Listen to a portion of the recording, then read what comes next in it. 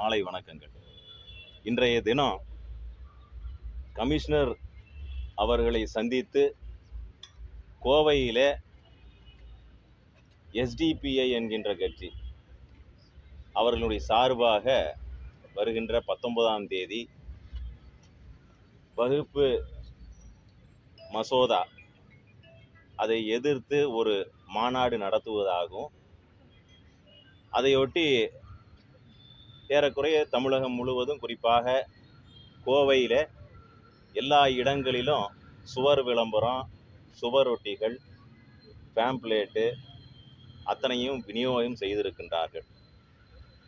அந்த செய்திருக்கக்கூடிய அந்த சுவரொட்டிகளில், ஒட்டப்பட்டிருக்கக்கூடிய சுவரொட்டிகளில் என்ன விஷயம் என்றால், 19ஆம் தேதி நடக்க இருக்கின்ற அவர்கள் மேற்கொள்ள இருக்கின்ற அந்த வகுப்பு மசோதா எதிர்ப்பு மாநாடு, அந்த மாநாட்டிற்கு பிலால் ஹாஜியார் திடல் என்று இவர்களே ஒரு பெயரை உருவாக்கி, அங்கே அந்த திடலில் இவர்களுடைய மாநாடு நடக்க இருக்கின்றது என்கின்ற அந்த தோற்றத்தை உருவாக்கி இருக்கின்றார்கள். பொதுவாக அப்படி ஒரு திடல் இருப்பதே யாருக்குமே தெரியாது. கோவையிலே இருக்கக்கூடிய யாரை கேட்டாலும் கூட அப்படி ஒரு திடலா அப்படிங்கிறதான் எல்லோரும் ஆச்சரியமாக பார்ப்பார்கள். பிலால் ஹாஜியார் திடல், அங்கேதான் இந்த மாநாடு, இந்த எதிர்ப்பு பேரணி நடக்க இருக்கின்றது அப்படிங்கிற ஒரு செய்தியை அத்தனை இடத்திலும், சோசியல் மீடியா உள்ளிட்ட அத்தனை இடங்களிலும் அதை போட்டிருக்கின்றார்கள். நமக்கு தெரியும், அந்த அனுமதி கொடுக்கக்கூடிய அந்த பகுதியில் இருக்கக்கூடிய ஒரே இடம் உக்கடம் லாரிப்பேட்டை. அந்த இடத்திற்கு, அந்த இடத்தை மறைத்து விட்டு இவர்களாகவே ஒரு பெயரை சூட்டி பிலால் ஹாஜியார் திடலிலே இது நடக்கும் என்று அதை குறிப்பிட்டு அதை நடத்த இருக்கின்றார்கள். இதில் ஒரு முக்கியமான அம்சம், இன்றைக்கு நாங்கள் அத்தனை பேரும் ஒன்று கூடி வந்திருக்கக்கூடிய காரணம் என்னவென்று சொன்னால், 1991 எங்களுடைய சகோதரன், எங்களுடைய இயக்கத்தை சார்ந்த சகோதரன் வீர சிவா அவர்கள் படுகொலையில் நேரடியாக தொடர்பு இருக்கக்கூடிய நபர் தான் இந்த பிலால் ஹாஜியார். தீவிரவாதி,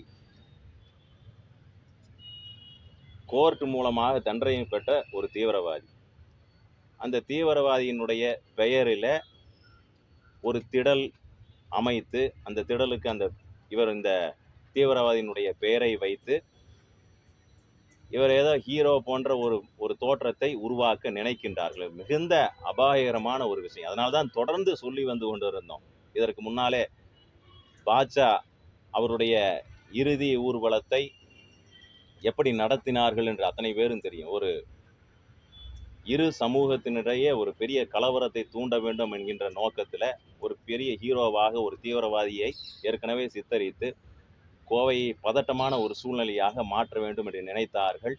அது முடியவில்லை. அதனுடைய தொடர்ச்சியாக இன்றைக்கு வகுப்பு சட்ட மசோதா, அதை எதிர்க்கிறேன் என்று அந்த போர்வையில் 19ஆம் தேதி பிலால் ஹாஜியார் திடல் என்று அந்த திடலுக்கு பெயர் வைத்து இவர் ஏதோ பெரிய தியாகியை போன்று சித்தரித்து அந்த எல்லா இடங்களிலும் அதை பறைசாற்றி கொண்டிருக்கின்றார்கள். அதனாலே நாங்கள் அதை கடுமையாக எதிர்க்கின்றோம். நேரடியாக இந்த விஷயத்திலே சம்பந்தப்பட்டிருக்கக்கூடிய நபர்கள் நாங்கள். எங்களுடைய சகோதரனை இழந்திருக்கின்றோம். நேரடியாக எங்களுடன் தொப்புள் கொடி உறவிலே சம்பந்தப்பட்டிருக்கக்கூடிய சகோதரன், அந்த சகோதரனுடைய படுகொலையிலே சம்பந்தப்பட்டிருக்கக்கூடிய 7வது அக்யூஸ்ட், தண்டனை பெற்ற குற்றவாளி. அந்த குற்றவாளியை இப்படியெல்லாம் சித்தரிக்க நினைக்கின்றார்கள். இதில் என்ன விஷயம் என்று ஒரு தமிழக அரசும் இதை மிக உன்னிப்பாக கவனிக்க வேண்டும்.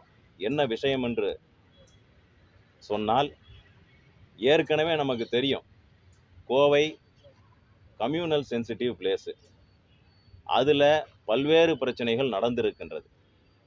இதை அசால்ட்டாக எடுத்துக்கிட்டால் எப்பேற்பட்ட விஷயங்கள் நடக்கும் என்று சொன்னால், யாருமே கவனிக்காமல் விட்டது போல சூசைடு பாம்பர் இந்தியாவில் எங்கேயுமே நம்ம பார்த்துருக்க முடியாது. கோவையில் அப்பேற்பட்ட ஒரு சூசைடு பாம்பர் நமக்கு தெரியும்.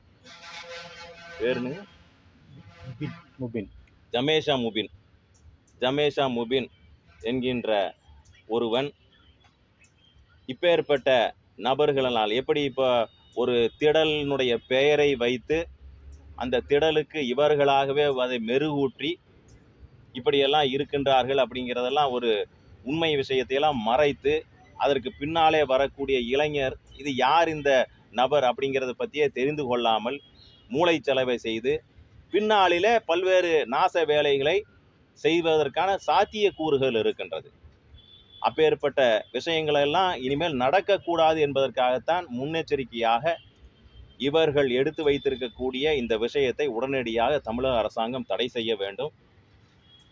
19ஆம் தேதி நடக்க இருக்கக்கூடிய இந்த பெயரிலே, இந்த திடல் பெயரிலே நடக்கக்கூடிய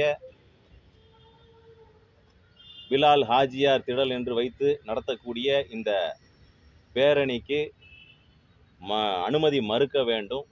தமிழக அரசாங்கம் மிகுந்த உன்னிப்போடு கோவை நகரை கண்காணிக்க வேண்டும். ஏனென்று சொன்னால் எஸ்டிபிஐ கட்சியை பற்றி தெரியாத நபர்களுக்கு சொல்லுகின்றோம். பாப்புலர் ஃப்ரண்ட் ஆஃப் இந்தியா என்கின்ற கட்சி அது 10 வருடத்திற்கு முன்னதாகவே நாங்கள் அது தடை செய்யப்பட வேண்டும் அப்படின்னு சொல்லி நாடு முழுக்க கையெழுத்து இயக்கம் நடத்தி அன்றைக்கு அதனுடைய வீரியம் தெரியல. ஆனால் அன்றைக்கே இவருடைய நோக்கம் என்னவென்று எங்களுக்கு தெரியும். கையெழுத்து இயக்கத்தை நடத்தி அதுக்கு பின்னாலே இன்றைக்கு அது தடை செய்யப்பட்டு இருக்கின்றது. நம்ம அத்தனை பேர்த்துக்கும் தெரியும் பாப்புலர் ஃப்ரண்ட் ஆஃப் இந்தியாவுடைய பொலிட்டிக்கல் விங்கு தான் எஸ்டிபிஐ என்று பல்வேறு தரவுகள் சொல்லுகின்றது.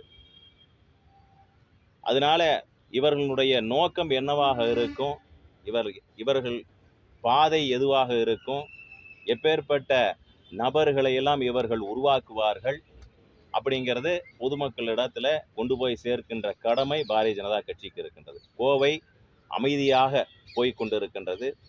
குறிப்பாக இங்கே இருக்கக்கூடிய இஸ்லாமிய பெருமக்களுக்கு ஒரு கோரிக்கையை வைக்கின்றோம்.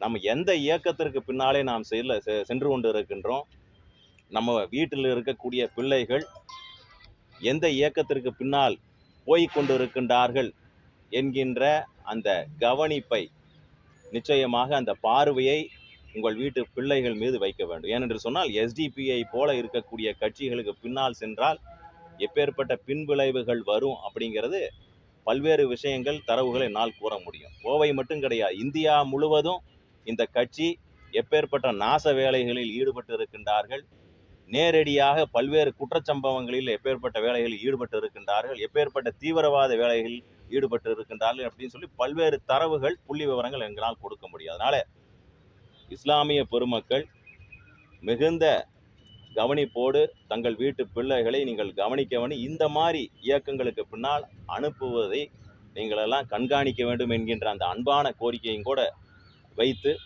எத்தனையோ பேரை வைக்கலாம் அப்படிங்கிறதையும் கூட நாங்கள் எங்களுடைய அந்த மனுவிலே குறிப்பிட்டு இருக்கின்றோம். அப்துல் கலாம் பெயரில் ஒரு திடலை வைங்க, அப்படி உருவாக்கணும்னு நினைச்சிங்கன்னா மத நல்லிணக்கத்திற்காக பாடுபட்ட கோட்டை அமீர் இருக்கின்றார், இறந்திருந்த தன்னுடைய இன்னுரை நிறுத்திருக்கின்றார், அவருடைய பெயரை கூட நீங்கள் வைத்திருக்கலாம். இன்னும் இஸ்லாமிய பெருமக்கள் தங்களுடைய மார்க்கத்துக்காக உண்மையாலுமே பாடுபட்டு இருக்கக்கூடிய நபர்கள் எல்லாம் இருக்கின்றார்கள், அவர்கள் பெயரை கூட வைத்திருக்கலாம். அதெல்லாம் விட்டு ஒரு தீவிரவாதியை பெயரை வைத்து இன்றைக்கு கோவையை நாசமாக்க வேண்டும் என்று நினைக்கின்ற இந்த நபர்கள் மீது கடுமையான நடவடிக்கை எடுக்க வேண்டும் அப்படிங்கிறத கமிஷனர் அவரிடத்துல நேரடியாக சொல்லி இருக்கின்றோம். கமிஷனர் என்ன சொல்லியிருக்காரு? நிச்சயமாக இதை நாங்கள் உன்னிப்பாக கவனிக்கின்றோம். இந்த பேரணிக்கு அனுமதி கொடுக்கக்கூடாது அப்படின்னு நாங்கள் கோரிக்கையும் கூட வைத்திருக்கின்றோம். நிச்சயமாக நடவடிக்கை எடுக்கின்றேன் அப்படின்னு சொல்லி இருக்கின்றார். ஏற்கனவே எல்லா பக்கமும் போஸ்டரா அடிச்சிருக்காங்க, நீங்க அதை மென்ஷன் பண்ணதுக்கு என்ன சொன்னாரு? நிச்சயமா அதை பற்றி பரிசீலிக்கிறோம், நிச்சயமா நாங்கள் நடவடிக்கை எடுக்கின்றோம் அப்படின்னு சொல்லி இருக்கின்றார்.